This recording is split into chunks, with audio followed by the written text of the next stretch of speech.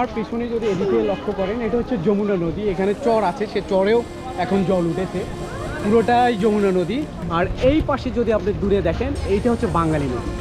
যমুনার জলগুলো বাঙালিতে পতিত হচ্ছে। এটা অথচ এক প্রকার দর্শনীয় হতে পারে, যে কারণে দর্শনার্থীরা চলে আসছে। আর প্রচুর সংখ্যক ঢেউ, গত 3-4 দিনেই অনেক পানি এখানে জমেছে আর কি, অনেক বাড়িঘর ডুবে গিয়েছে। তাতে আমার কি বা আপনার কি? আমাদের টেন্ডেন্সিটা এমন হয়েই দাঁড়িয়ে গেছে যে অন্যদের পানি ঢুকছে, এটা একটু আমরা যাই, দেখি, মজা নেই। যদিও আমি এর দেখার বিরুদ্ধে না, দেখার পক্ষেরই লোক আমি। আপনারা এনাদের মতো দলে দলে কাতারে কাতারে আসুন, কোনো সমস্যা নাই। তবে আপনাদেরকে অনুরোধ করব, যারা আমরা সামর্থ্যবান রয়েছি, তাদের অনেক টাকা রয়েছে, তারা যদি বন্য দুর্গত অনেক লোক অত্যন্ত কষ্ট করে দিন যাপন করছে, তাদেরকে একটু সাহায্যের হাত বাড়িয়ে দিই, হয়তোবা তারা আপনার জন্য, আমার জন্য দোয়া করবে এবং তাদের একটু হলেও উপকার হবে।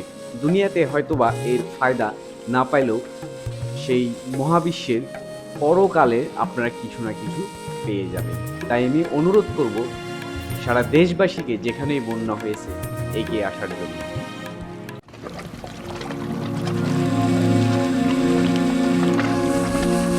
একদিকে নদীর জল হু হু করে বাড়ছে, প্রচুর সংখ্যক লোকজন পানিবন্দী। এর মাঝে যমুনা থেকে বাঙালিতে পানি পতিত হচ্ছে। এটা দেখার জন্য হাজার হাজার দর্শনার্থী বগুড়া না, আশেপাশের বিভিন্ন জেলা থেকেই চলে আসছে। এই বিষয়ে আপনার মন্তব্য কী? এনারা নিতে আসছে, দিতে না। নিতে আসছে আনন্দ, উল্লাস, বিনোদন। যদি দিতে আসতো তাহলে বন্যা দুর্গত যেগুলো এলাকা সেগুলোতে যাইতো, ত্রাণ নিয়ে যাইতো।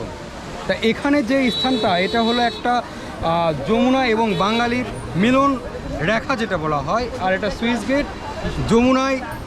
আমরা এখন যে জায়গায় অবস্থান করছি, এটা সুইচ গেট, অনেকে ফিসপা সুইচ গেট বলে থাকে। এখানে যমুনা এবং বাঙালির একটা মিলন হয়েছে এই সুইচ গেটের মাধ্যমে। দেখুন দর্শনার্থীর কত ভিড় এখানে। ওনাদের মতো আমিও আসছি এখানে একটু বিনোদনের জন্য, একটু ভালো লাগার জন্য, একটু ভালোবাসার জন্য। আমার সাথে এসেছেন আমার প্রিয় বড় ভাই সোহান আল ফারুক ভাই।